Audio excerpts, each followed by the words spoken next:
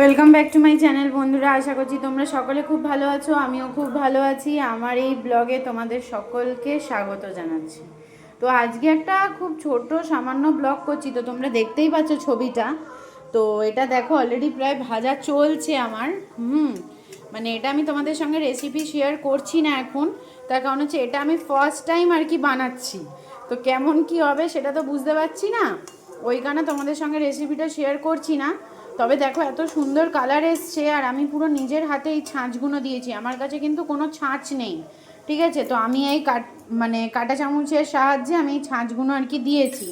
তো এমনি এটা বানাতে মোটামুটি কোনো ছাঁচের প্রয়োজন হয় না, সাধারণত কাঁটা চামচ দিয়েই তোমার হয়ে যায়, ঠিক আছে? তো আমি এগুলো বানাচ্ছি।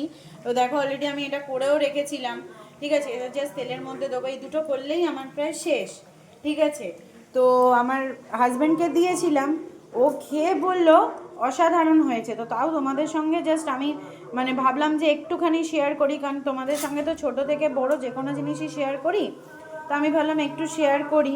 তো এটা দেখো আমি এই টিস্যু পেপারটা এই কারণেই দিয়েছি, তো প্রচুর পরিমাণ তেল অ্যাবজর্ব করে, তো এই তেলটা অ্যাবজর্ব যাতে না করে, এটার মধ্যে যাতে টেনে নেয়, সেই কারণে আমি জাস্ট এটা দিয়েছি। তো দেখো এত সুন্দর করে সাজাচ্ছি। হ্যাঁ, তো তোমরা বলো যে কে কে এখনো অবধি ঠেকুয়া খেয়েছো।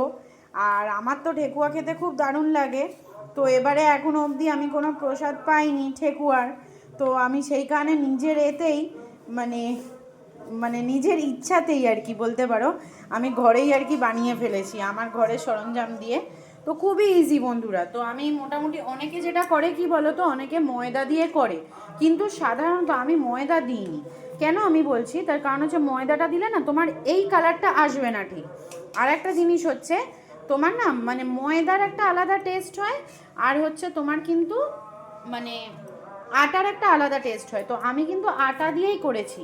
তো আমি আর কি কেমন কিভাবে করেছি সেটা তোমাদেরকে আমি নেক্সট ব্লগে আর কি আমি শেয়ার করব, তোমাদের কতটা কেমন কি রেশিও দিয়েছি। আজকের মতো এখানেই আমি আমার ব্লগটা শেষ করলাম, ঠিক আছে?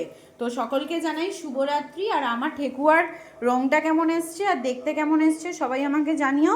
এছাড়াও আমি একটা জিনিস তোমাদের দেখিয়ে দিই, দেখো এটা খুব সুন্দরভাবে ভেঙে যাচ্ছে, ঠিক আছে? খুব সফট হয়েছে, একদম দেখো ভেতরটা খুব সুন্দরভাবে সফট হয়েছে। তোমাদেরকে এটা আমি শেয়ার করে দেখালাম। তোমরা রেসিপিটা আমি বলার পর একবার চেষ্টা করো, খুব ভালো লাগবে। আমি প্রথমবারে আমার এত সুন্দর হবে আমি নিজেও ভাবতে পারিনি, তোমাদেরকে সেই কারণে আমি জিনিসটা শেয়ার করলাম।